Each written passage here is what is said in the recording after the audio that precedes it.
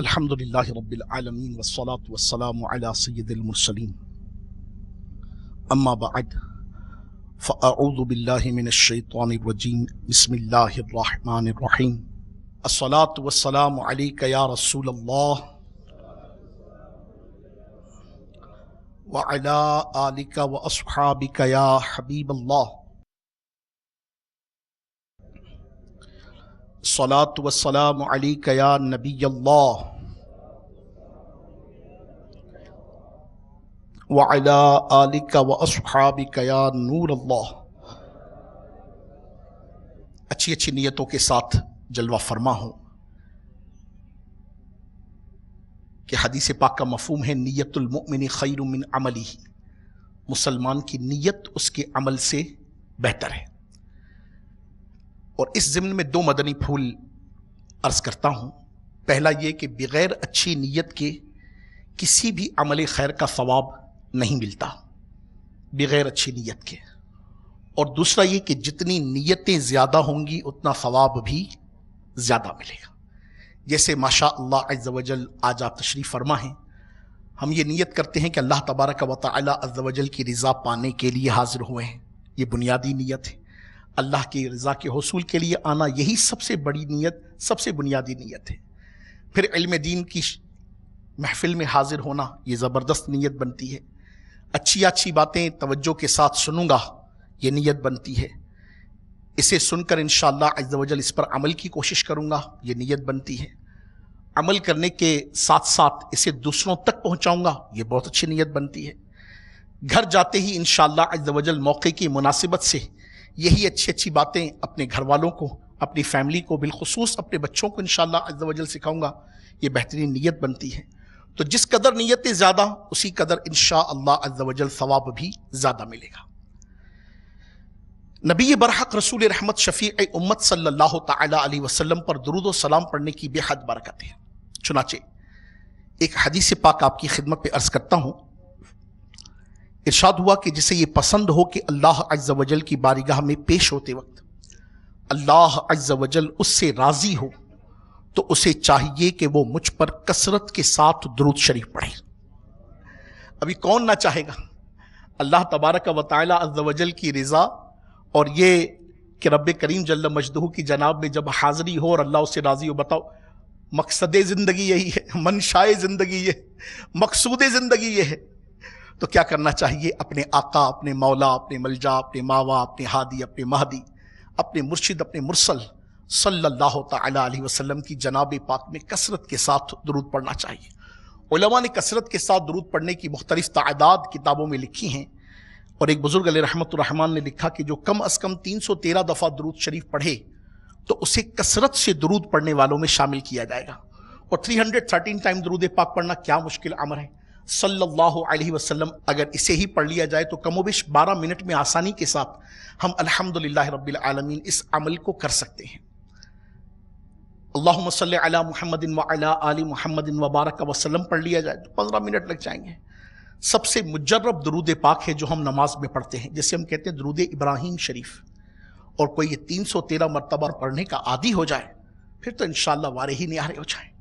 تو نیت کیجئے انشاءاللہ آج کے اس سنتوں بھرے اجتماع کی دوسری نیت۔ پہلی نیت کیا تھی کہ ہر جو بھی نیک کام کریں گے اچھی اچھی نیتوں کے ساتھ کریں گے انشاءاللہ۔ اور دوسری نیت یہ کہ انشاءاللہ عز و جل کم از کم اپنے روزانہ کے معمولات میں اپنے محبوب کریم رؤوف الرحیم علیہ تحیت و ثنا و تسلیم کی مبارک بارگاہ میں کم و بیش 313 دفعہ درود شریف ضرور پڑھیں گے انشاءاللہ۔ جن کی نیت بنتی ہو وہ کہیں انشاءاللہ۔ صلو علی الحبیب صلی اللہ تعالی علی محمد وعلی آلہ وصحبہ وبارک وسلم۔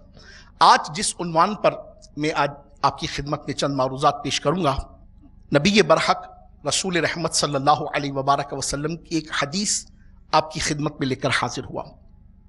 یہ حدیث مسند امام احمد کی ہے، اور اسے دعوت اسلامی کے امیر، شیخ طریقت، امیر اہل سنت، بانی دعوت اسلامی حضرت علامہ مولانا محمد الیاس صاحب اتار قادری رضوی دامت برکاتہ العالیہ نے اپنی بہت ہی پیاری اور منفرد تالیف فیضان سنت میں رقم فرمایا ہے۔ اور فیضان سنت کا ایک پورا باب ہے، چیپٹر ہے نیکی کی دعوت، اس میں آپ نے یہ حدیث پاک رقم فرمائی ہے اور جو انتہائی معتبر ہے، بہت ہی پیاری. یوں تو آقا صلی اللہ علیہ وسلم کا ہر حرف شریف، ہر کلام شریف، ایک ایک لفظ، بلکہ ایک ایک لفظ پر موجود ایک ایک نقطہ وہ انمول ہے.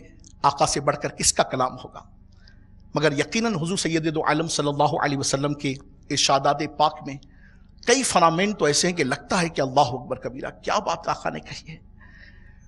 تو حدیث پاک میں آپ کی خدمت میں عرض کرتا ہوں کہ نبی پاک صاحب لولاک سیاح افلاق فخر موجودات سید سادات صلی اللہ علیہ وآلہ وسلم ایک مرتبہ ممبر پر جلوہ افروز تھے کہ ایک صحابی عرض کرتے ہیں، یا رسول اللہ صلی اللہ علیہ وآلہ وسلم، لوگوں میں سب سے اچھا کون ہے؟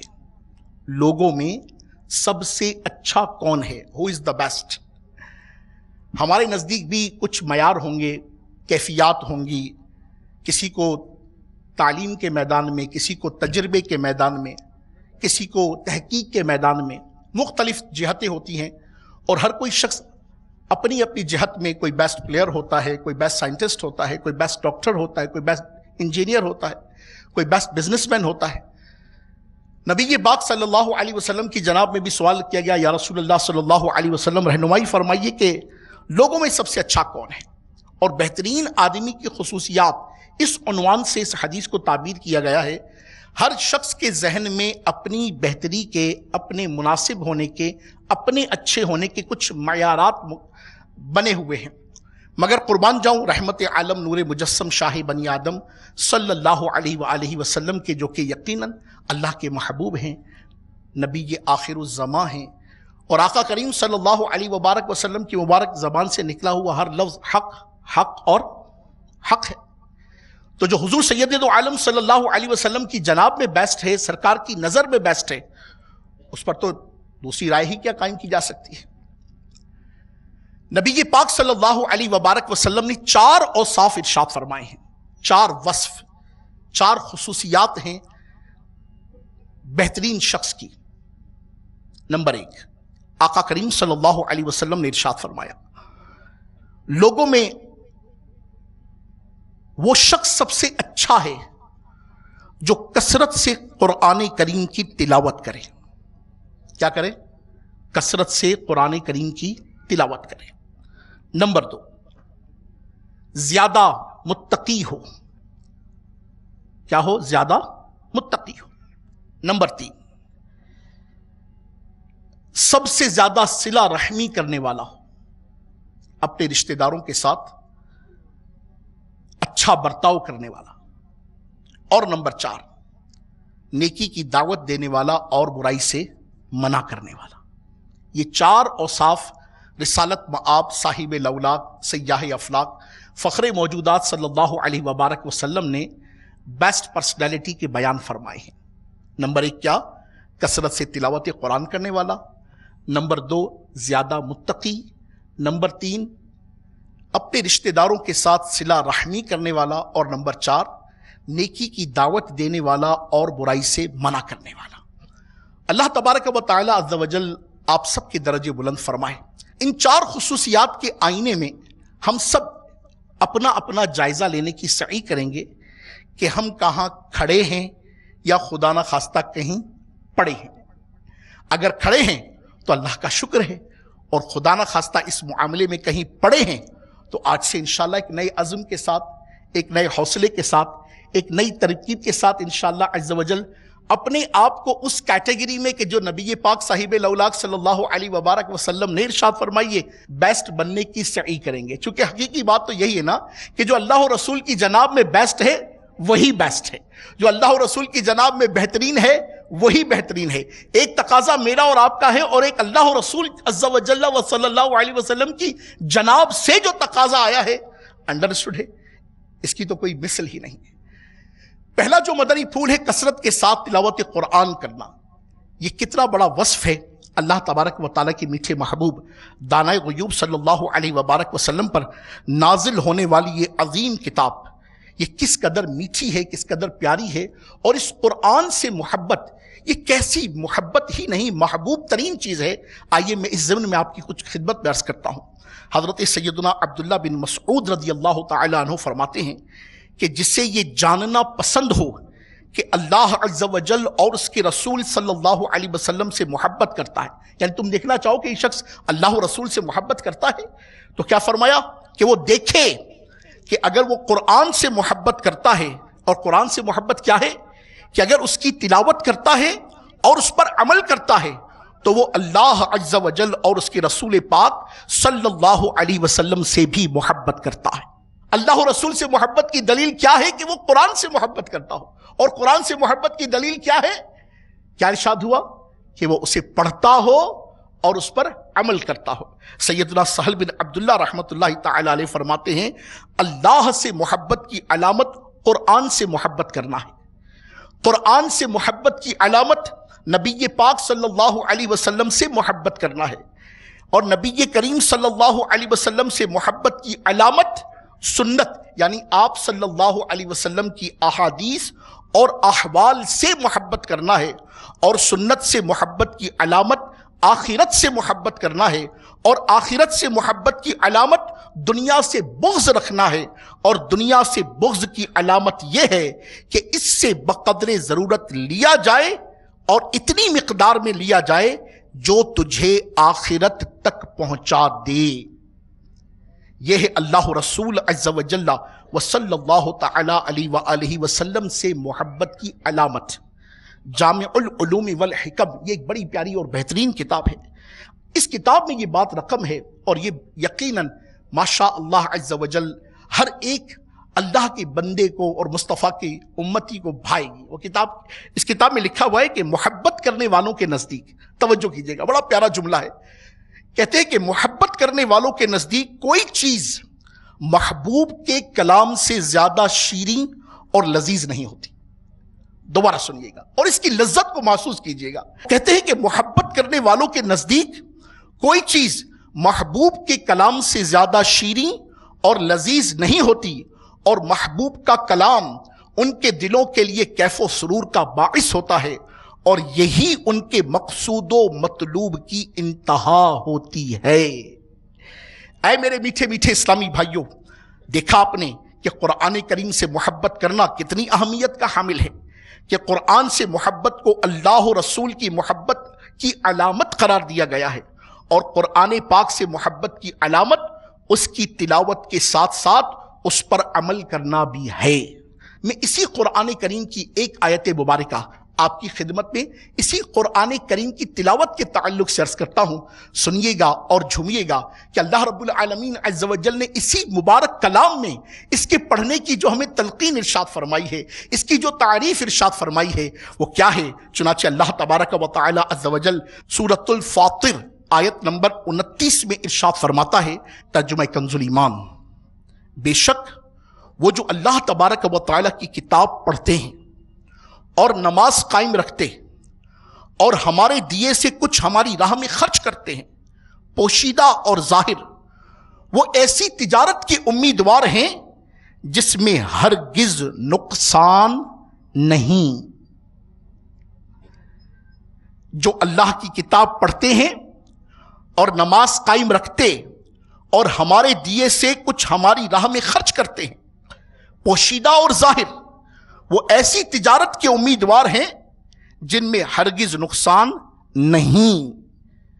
اور سنیے اور جھومیے، اللہ تبارک و تعالی عز و جل ارشاد فرماتا ہے، پہلا پارہ سورہ بقرہ آیت نمبر 121، بسم اللہ الرحمن الرحیم، الذین آتیناہم الکتاب یتلونہ حق تلاوتہ اولئک یؤمنون بہ وَمَن يَكْفُرْ بِهِ فَأُولَئِكَ هُمُ الْخَاسِرُونَ۔ ترجمہ کنز ایمان، جنہیں ہم نے کتاب دی وہ جیسی چاہیے اس کی تلاوت کرتے ہیں، وہی اس پر ایمان رکھتے ہیں، اور جو اس کے منکر ہوں تو وہی ضیاءکار یعنی نقصان اٹھانے والے ہیں۔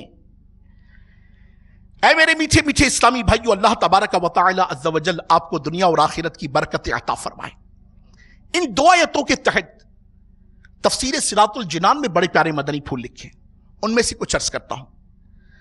فرمایا گیا کہ اس سے معلوم ہوا کہ کتاب اللہ کے بہت سے حقوق ہیں، قرآن کا ایک حق یہ ہے کہ اس کی تعظیم کی جائے، اس سے محبت کی جائے، اس کی تلاوت کی جائے، اسے سمجھا جائے، اس پر ایمان رکھا جائے، اس پر عمل کیا جائے اور اسے دوسروں تک پہنچایا جائے۔ نبی پاک صاحب لولاک صلی اللہ علیہ وسلم کی ایک حدیث بھی عرض کرتا چلوں، آقا نے فرمایا قرآن کریم کی تلاوت کیا کرو کہ یہ قیامت کے دن اپنے پڑھنے والوں کی شفاعت کرنے کے لیے آئے گا۔ بہترین آدمی کی پہلی خصوصیت کثرت سے تلاوت کرنے والا ہوگا۔ ہم سب غور کریں، کیا ہم بھی تلاوت قرآن کے عادی ہیں؟ ہماری عمریں کس قدر بیت چکی؟ ہم میں سے کوئی 30 برس کا، کوئی 35 برس کا، کوئی 40 برس کا، کوئی 45 برس کا، کسی کی تو 50 بھی پوری ہو گئی ہوگی، کوئی 60 کے قریب ہوگا۔ مگر کیا واقعی قرآن کریم پڑھنے کا ہمارا مزاج ہے؟ اور پھر یہ بھی عرض کرتا چلوں کہ قرآن پڑھنے والوں کی بھی ایک تعداد ہے، مگر اس کے ایکچول پروننسیشن کے ساتھ، اس کی اصل تجوید و قواعد کے ساتھ پڑھنے کا مزاج ہمارا بڑا کم ہے۔ اسے سیکھنے کے واسطے ہماری ترکیب نہیں بن پاتی۔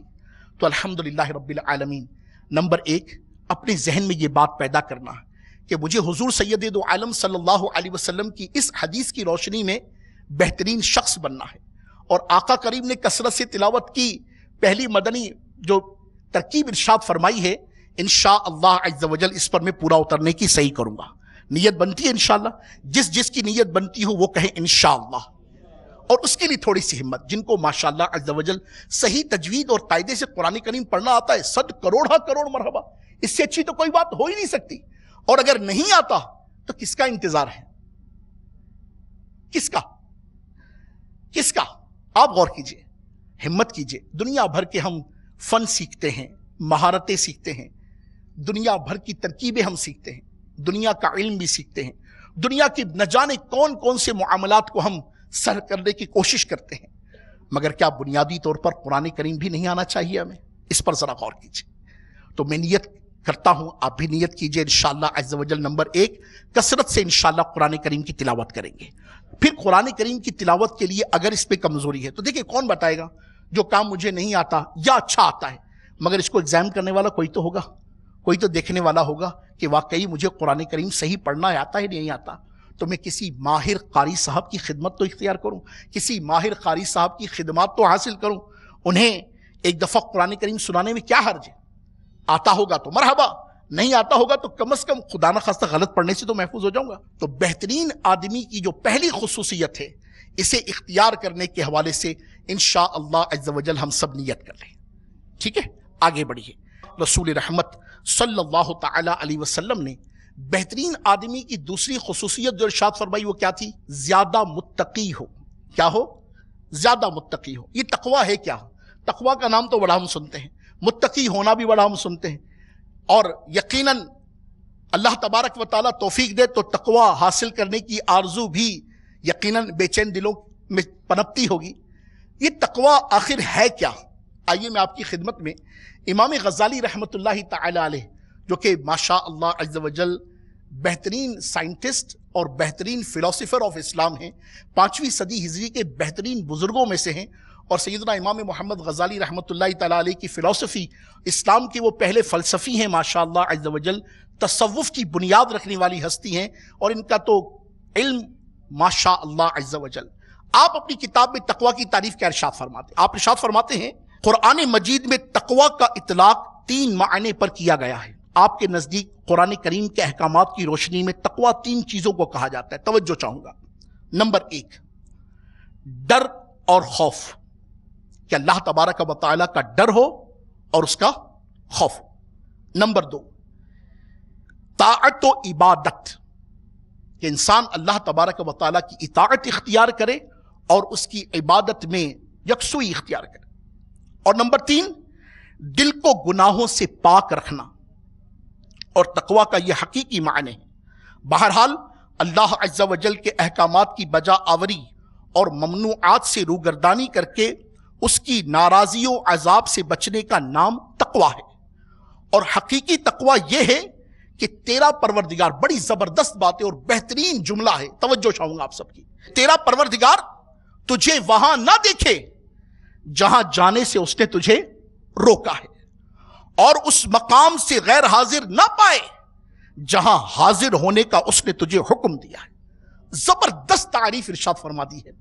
اور یہ تقوی اپنے اندر کیسی برکتیں رکھتا ہے، آئیے میں قرآن کریم کے مدنی پھولوں کی روشنی میں آپ کی خدمت میں عرض کروں کہ تقوی اختیار کرنے والے لوگ کس قدر معزز ہیں، کس قدر محترم ہیں، کس قدر منفرد ہیں، اللہ کی جناب میں ان کا مقام و مرتبہ کیا ہے۔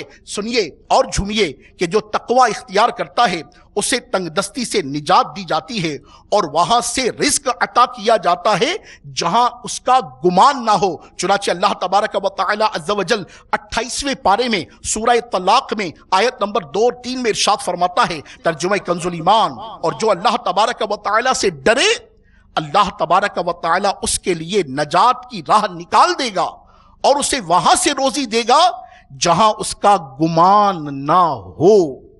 آگے چلیے، متقیوں کو اللہ تبارک و تعالی ہدایت دیتا ہے، چنانچہ اللہ تبارک و تعالی عز و جل ارشاد فرماتا ہے، وہ بلند رتبہ کتاب کوئی شک کی جگہ نہیں، اس میں ہدایت ہے ڈر والوں کے لیے۔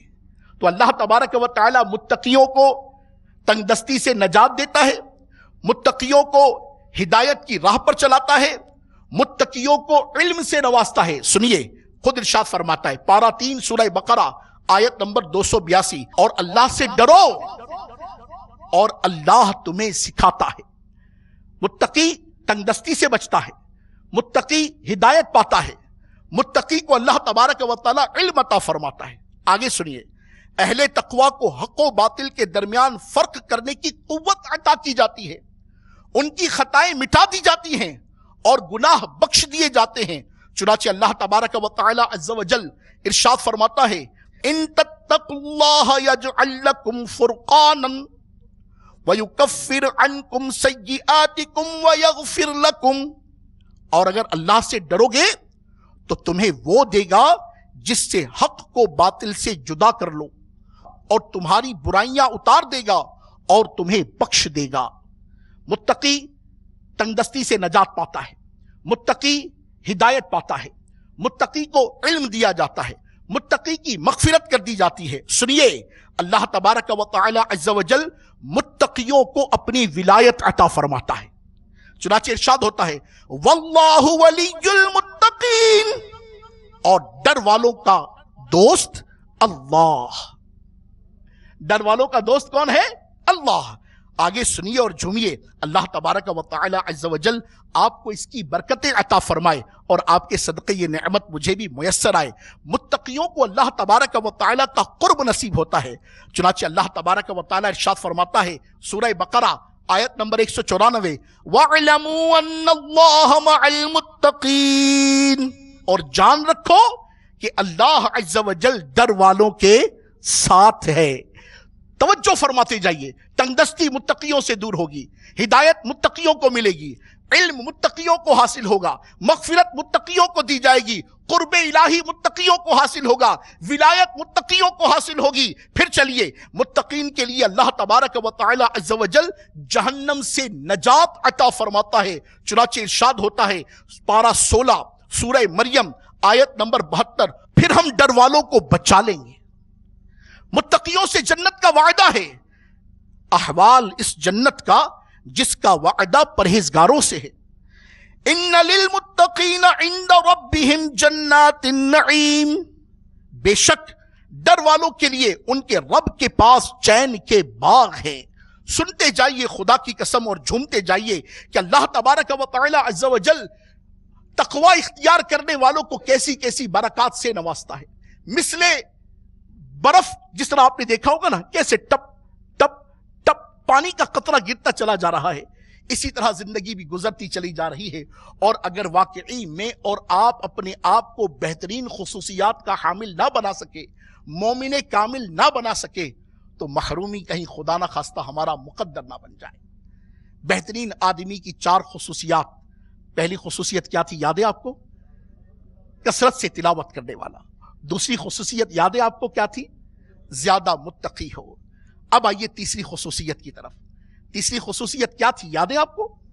زیادہ صلہ رحمی کرنے والا۔ کہ اس میں کس قدر جامعیت ہے کہ اللہ تبارک و تعالی نے انفرادی عبادت تلاوت قرآن، اجتماعی عبادت کہ تقوی کا اثر، معاشرتی کیفیت صلہ رحمی، معاشرے کی اصلاح کی صورت نیکی کی دعوت، وہ 4 جامع صورت ارشاد فرمائی جس سے بندہ بینگا انڈیویجول سے لے کر اور پوری سوسائٹی کو اپنی اس کیفیت میں لے لیتا ہے کہ اگر وہ ہر ایک انڈیویجول واقعی کثرت سے تلاوت کرنے والا ہو، واقعی نیکی اور تقوی اختیار کرنے والا ہو، واقعی صلہ رحمی کرنے والا ہو اور واقعی پھر نیکی کی دعوت دینے والا ہو، مجھے بتائیے اس معاشرے میں برائی ہوگی؟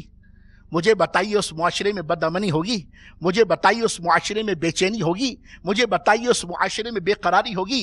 مجھے بتائیے اس معاشرے میں لوٹ و کھسوٹ ہوگی؟ مجھے بتائیے اس معاشرے میں کرپشن ہوگی؟ مجھے بتائیے اس معاشرے میں رشوت ہوگی؟ مجھے بتائیے اس معاشرے میں سود ہوگا؟ مجھے بتائیے اس معاشرے میں مفاد پرستی ہوگی؟ مجھے بتائیے کہ اس معاشرے میں اجتماعی مفادات کو یا قومی مفادات کو بالائے طاق رکھ کر ذاتی مفاد کو اہمیت دی جائے گی؟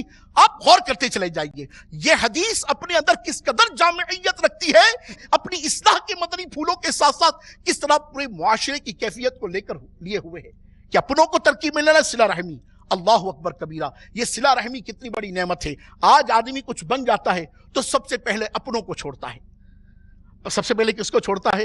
اپنوں کو چھوڑتا ہے۔ اور یہ بات کس قدر زیادہ عام ہے یہ بتانے کی حاجت نہیں ہے، جبکہ آئیے میں آپ کی خدمت میں اس عنوان پر بھی کچھ عرض کرتا چلوں۔ رب کریم کے محبوب کریم صلی اللہ علیہ وبارک وسلم نے اس صلہ رحمی کے متعلق کیسے مدنی پھول عطا فرمائے۔ سب سے پہلے یہ صلہ رحمی ہے کیا؟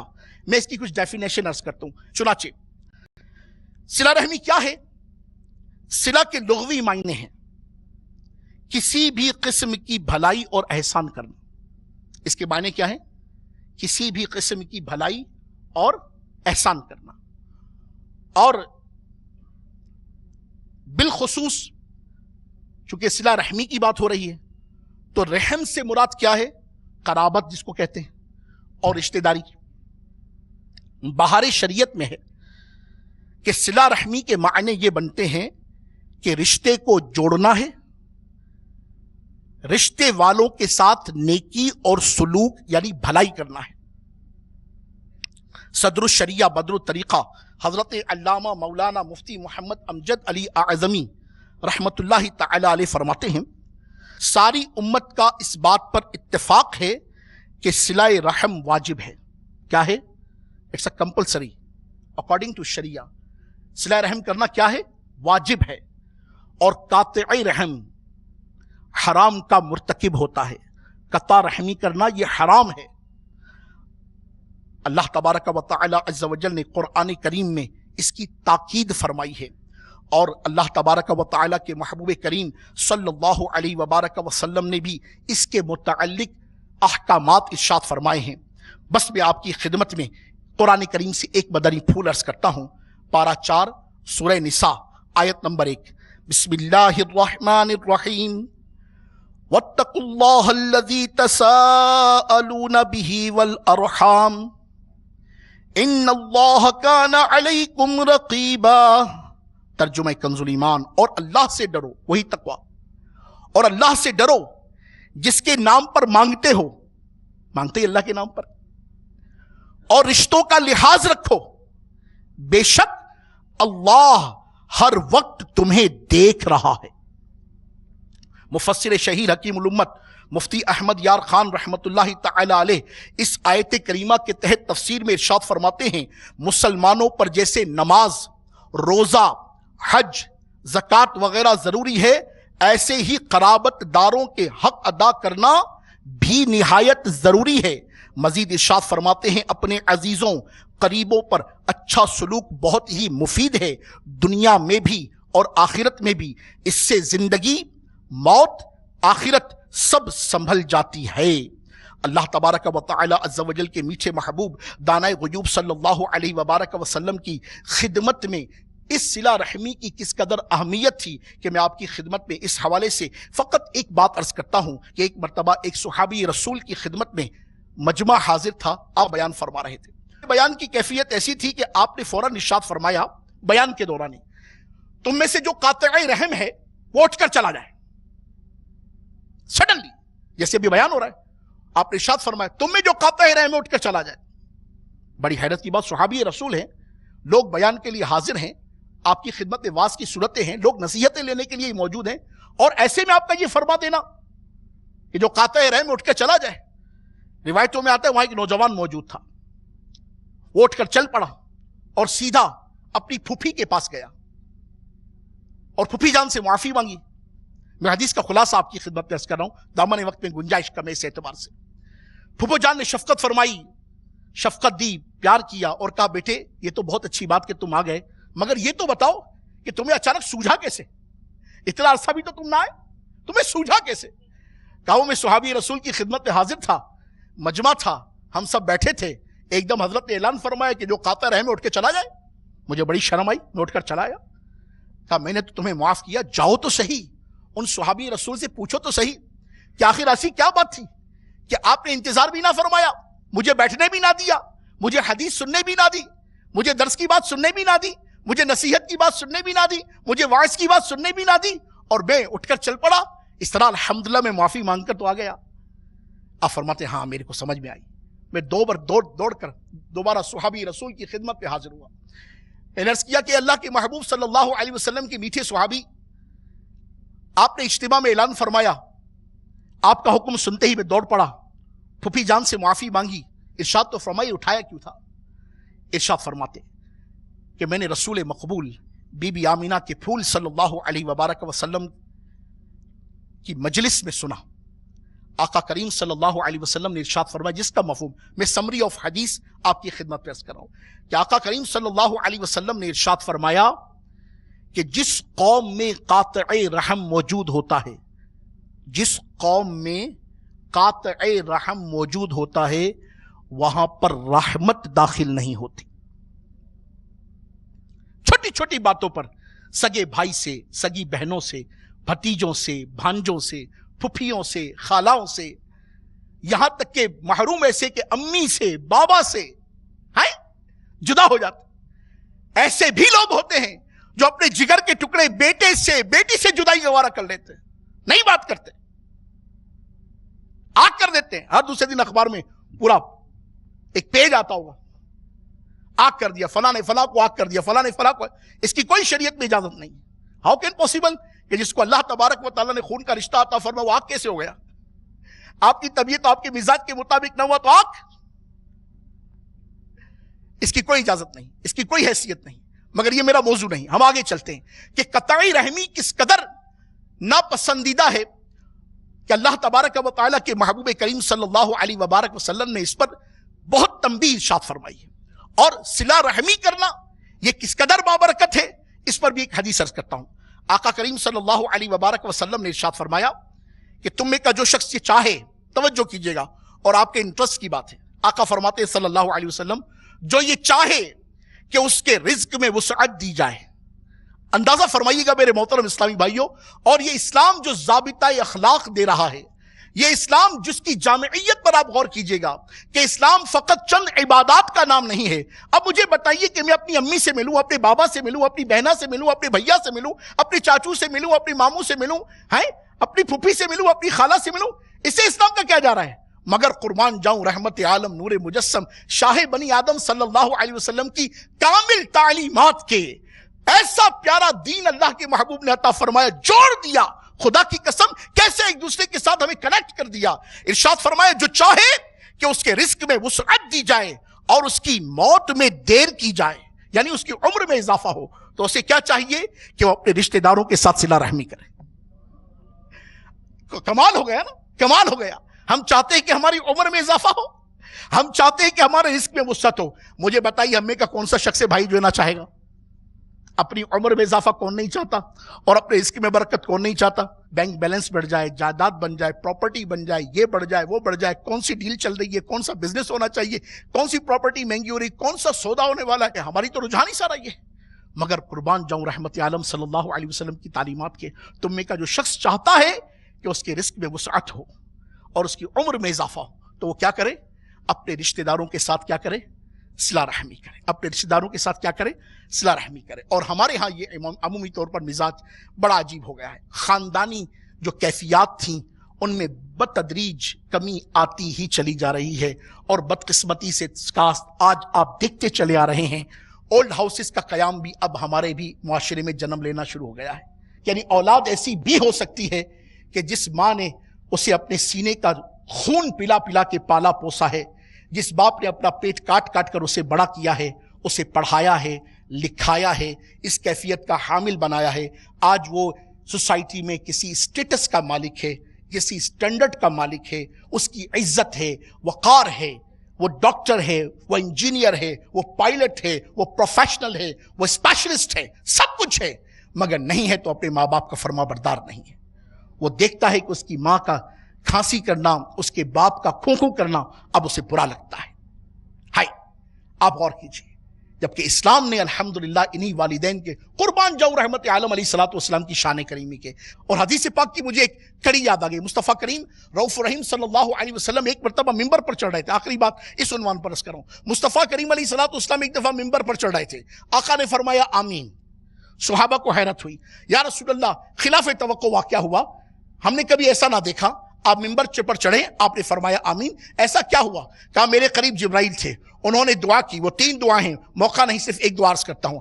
کہا دعا کی جس کا مفہوم ہے نامراد ہے، ناکام ہے، خاک آلود ہے اس کی ناک، کہ جس کو والدین کی نعمت ملی اور انہیں راضی کر کے اس نے جنت نہ کما لی. مصطفیٰ کریم نے فرمایا آمین. جبرائیل کی دعا، مصطفیٰ کی آمین. بتائیے قبولیت پہ کیا چیز رہ گئی؟ یہ ہے صلہ رحمی. پہلا حق ہے اپنے والدین کا، جن کے چہرے کو دیکھنا عبادت ہے. آقا کریم علیہ السلام نے ارشاد فرمایا جو اپنی ماں کو چہرے کو دیکھے اللہ تبارک و تعالیٰ اسے ایک حج مقبول کا ثواب عطا فرماتا ہے. صحابہ نے کہا 2 دفعہ دیکھے، 2 حج کا ثواب.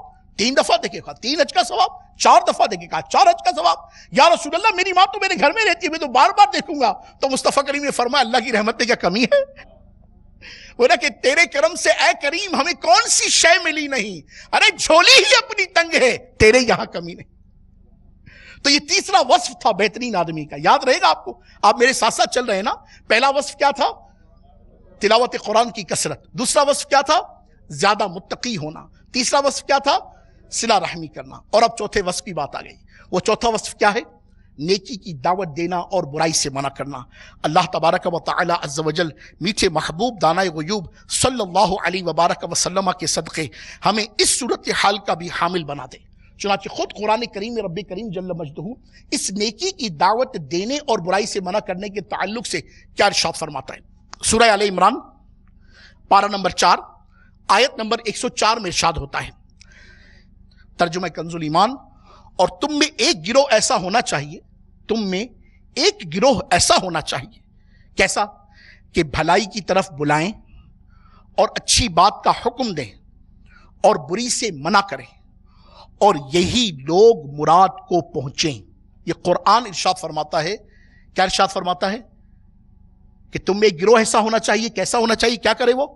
کہ اچھی بات کا حکم دے اور بری بات سے منع کرے، اور یہی لوگ مراد کو پہنچے. آئیے اب اس آیت کریمہ کی روشنی میں جو تفسیر قرآن ہے وہ میں آپ کی خدمت پیش کروں، اور بڑی زبردست ہے، قربان جاؤں.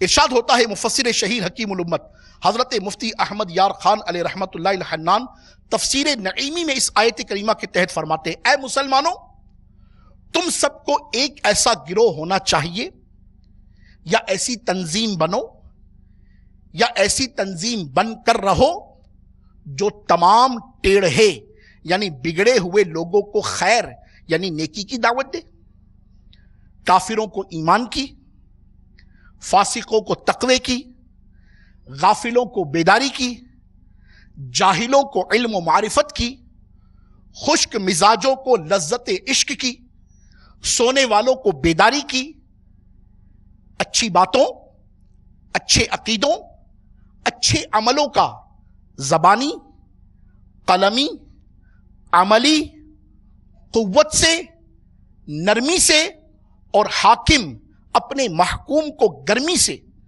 حکم دے، اور بری باتوں، برے عقیدوں، برے کاموں، برے خیالات سے لوگوں کو اپنے منصب کے مطابق زبان، دل، عمل، قلم اور حاکم تلوار سے روکنے کا مجاز ہے.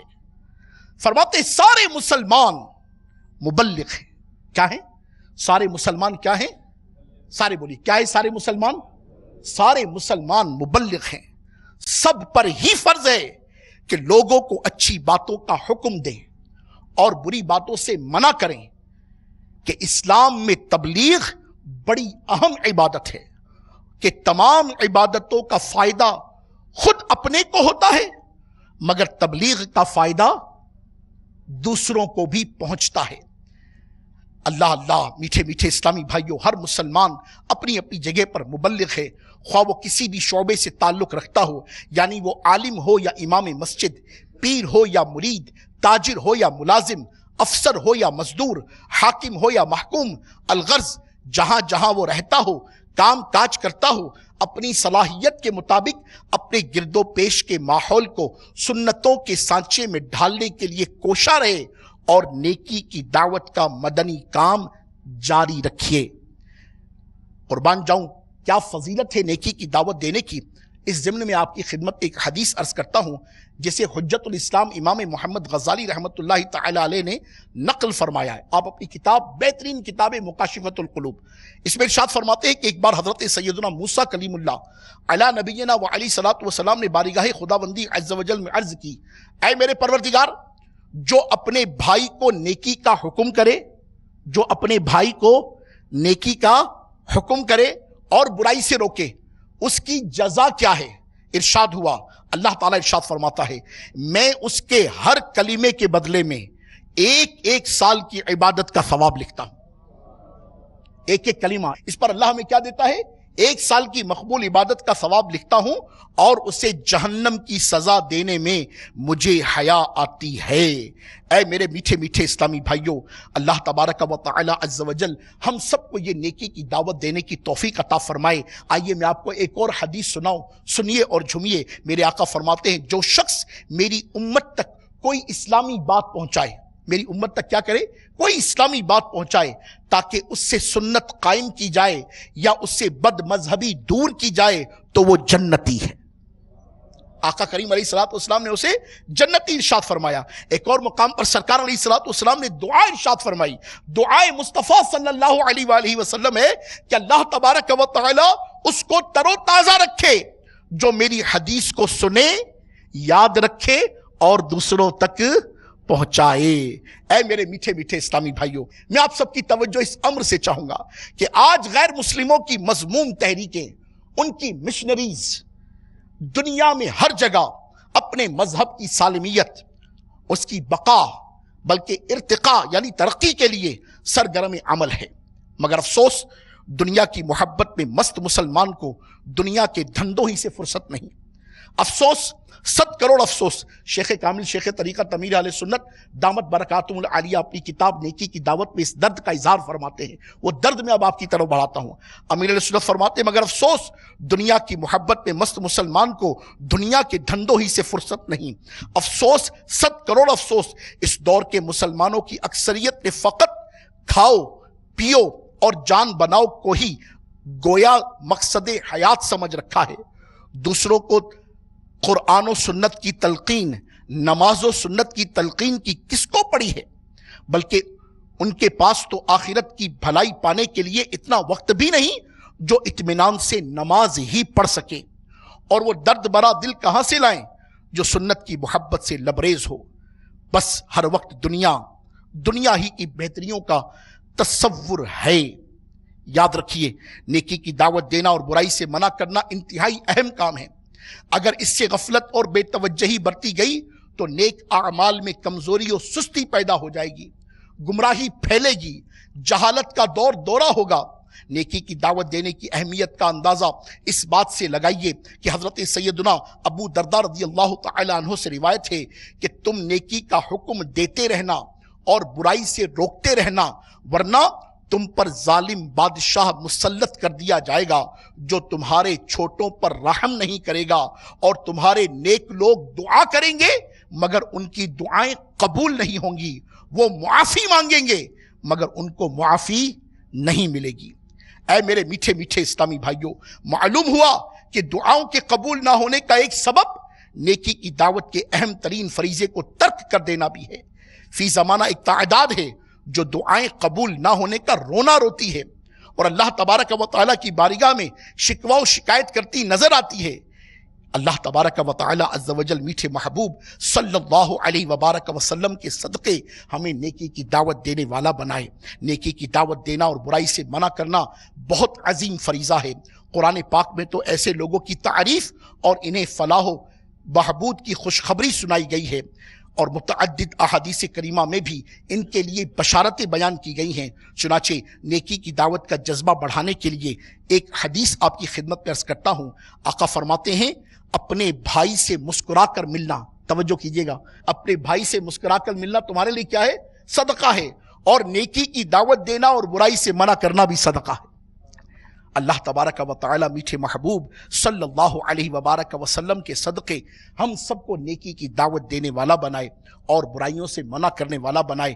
اور میرے میٹھے اسلامی بھائیوں، جو ایسا کرتے ہیں تو یقیناً وہ سعادتیں پاتے ہیں، برکتیں پاتے ہیں، دنیا اور آخرت میں خیر پاتے ہیں۔ مگر جو ان چیزوں کو نہیں اپناتے، پھر دنیا میں بھی محرومی ہے اور آخرت کی محرومی سے اللہ ہم سب کو بچائے۔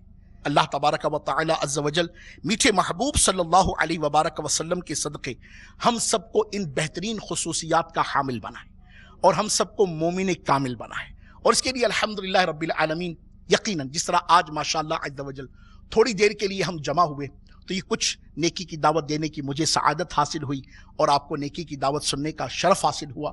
یہ ایک انوائرمنٹ بنا، ایک یہ ماحول بنا، اور دعوت اسلامی کا میٹھا پیارا سوہنا مدنی ماحول، جو کہ دعوت اسلامی ایک نان پولیٹیکل آرگنائزیشن ہے جس کا مقصد، منشا، مشن، ایم صرف اور صرف یہ ہے کہ مجھے اپنی اور ساری دنیا کے لوگوں کی اصلاح کی کوشش کرنی، اس کے علاوہ کوئی مقصد نہیں۔ واللہ باللہ تاللہ عرض کر رہا ہوں، کوئی مقصد نہیں۔ دعوت اسلامی آپ سے آپ کے برائٹ فیوچر کی خواہاں ہے، اور آپ کا برائٹ فیوچر، میرا برائٹ فیوچر ایکچوئل کیا ہے؟ وہ برائٹ گریو ہے، ہماری قبر کی روشنی ہے۔ کیونکہ سچی بات تو یہ ہے کہ زندگی کتنی ہے، زندگی بے حد مختصر ہے۔ ہم سب لمحہ بلمحہ موت کے قریب ہوتے چلے جا رہے ہیں۔ ان قریب ہم سب کو مرنا پڑے گا، اندھیری قبر میں اترنا پڑے گا، اور جو کچھ دنیا میں کیا ہے اپنی اس کرنی کا پھل بھگتنا پڑے گا۔ اور یقیناً آپ سمجھدار ہیں، کامن سینس کی بات ہے، خدا کی قسم اس دنیا میں نیکی کا بیج بو دے، اس دنیا میں کثرت تلاوت کا بیج بو دے، اس دنیا میں تقوی کا بیج بو دے، اس دنیا میں صلہ رحمی کا بیج بو دے، اس دنیا میں نیکی کی دعوت کا بیج بو دے، انشاءاللہ عز و جل کیا ملے گا؟ اس کے نتیجے میں وہ جزا ملے گی، اس کے نتیجے میں مولا کی وہ رضا ملے گی کہ انشاءاللہ عز و جل ہماری قضا بھی ایسی ہوگی کہ جو لوگوں کے لیے قابل رشک ہوگی۔ اور اگر خدا نہ خواستہ اس کے برعکس کیفیت رہی تو پھر ہم خوب سمجھدار ہیں، کہنے کی حاجت نہیں۔ دو چار کرنا ہر ایک کو آتا ہے، کیلکولیٹر کمپیوٹر چلانا کس کو نہیں آتا؟ ہر ایک کو سمجھ پڑتی ہے۔ سب وائز پرسن بیٹھے ہیں، سب انٹیلیجنٹ بیٹھے ہیں، کامن سینس رکھنے والے لوگ بیٹھے ہوئے، کسی سے ڈھکی چھپی بات ہی نہیں ہے۔ اللہ اپنی رحمت سے کرم فرمائے، مگر اللہ تبارک و تعالیٰ نے اپنی رحمت کو کس میں پوشیدہ رکھا ہے؟ رسالہ قشیریہ میں بڑی پیاری بات لکھی گئی، اللہ تعالیٰ نے اپنی رضا کو نیکیوں میں پوشیدہ رکھا ہے۔ کس میں پوشیدہ رکھا ہے؟ اللہ نے اپنی رضا کو کس میں پوشیدہ رکھا ہے؟ نیکیوں میں۔ دوسری بات، اللہ نے اپنے غضب کو گناہوں میں پوشیدہ رکھا ہے۔ کس میں پوشیدہ رکھا ہے؟ اللہ نے اپنے غضب کو کس میں پوشیدہ رکھا ہے؟ گناہوں میں۔ تو بس گناہ سے بچنا ہے اور نیکی اختیار کرنی ہے۔ اللہ مصطفیٰ کریم صلی اللہ علیہ وسلم کے صدقے ہمیں اس میٹھے مدنی ماحول سے وابستہ رکھے۔ آئیے اس مدنی ماحول کے ساتھ جڑ جائیے۔ اس کا جڑنا کیا ہے؟ الحمدللہ جس طرح آج کا یہ کانگریگیشن ہوا، جس میں آپ کی شفقت ہوئی، تشریف آوری ہوئی، 100 کروڑ مرحبا۔ اسی طرح الحمدللہ رب العالمین اسی نیکی کی دعوت کے تحت دعوت اسلامی کی عظیم کاوش ہے، وہ کیا ہے؟ مدنی چینل۔ وہ آپ کے گھروں پر، آپ کی ٹی وی کی اسکرین پر، صرف آپ کے ایک بٹن کے دبانے پر ہے۔ آپ اسے دیکھیے، غور کیجئے، اپنی روزانہ کی معمولات میں سے ممکن ہو تو کم از کم 30 منٹ اس کے لیے صرف کیجئے۔ انشاءاللہ کبھی آپ کو مفتی اسلام مدنی پھول دیتے نظر آئیں گے، کبھی مبلغ دعوت اسلامی مدنی پھول دیتے نظر آئیں گے، کبھی شیخ طریقت امیر اہل سنت کا مدنی مذاکرہ ہوتا نظر آئے گا، کبھی دعوت اسلامی کی مرکزی مجلس شورا کے نگران کے انتہائی اہم اور زبردست معاشرتی عنوانات پر آپ کو بیانات نظر آئیں گے۔ یقین مانیے چاہے 5 منٹ کے لیے بھی آپ اس چینل کو کھول لیجئے، خدا کی قسم آپ سیکھے بغیر نہیں رہ سکیں. آپ ہمت کیجئے, غور کیجئے, التجا ہے, آپ اس پر ضرور توجہ کیجئے گا. ان کی نیت بنتی ہو وہ میٹھی آواز سے کہہ دے انشاءاللہ. اللہ تعالی ہم سب کو عمل کی توفیق عطا فرمائے. آخر میں دہرائی کرواتا چلوں, محبوب کی ایک حدیث میں نے بیان کی تھی جس میں 4 چیزیں تھیں. محبوب نے بہترین آدمی کی خصوصیات بیان کی تھی. پہلا تھا کثرت سے تلاوت کرنا, دوسرا تھا زیادہ متقی ہونا, تیسرا تھا صلہ رحمی کرنا, اور چوتھا تھا میں نے الحمدللہ کوشش کی ہے کہ اس انداز سے بیان کروں کہ آپ کو یہ 4 باتیں یاد رہ جائیں. اور مجھے امید ہے کہ جا کر اگر آپ اپنی ڈائری میں سے نوٹ کر لیں گے نا اور اپنے بچوں کو بتائیں گے تو اللہ نے چاہا انشاءاللہ آپ کے لیے اور آپ کی آنے والی نسلوں کے لیے خدا کی قسم یہ سرمایہ آخرت بنے گا انشاءاللہ. اللہ تعالی ہم سب کو عمل کی توفیق عطا فرمائے. وما توفیقی الا باللہ.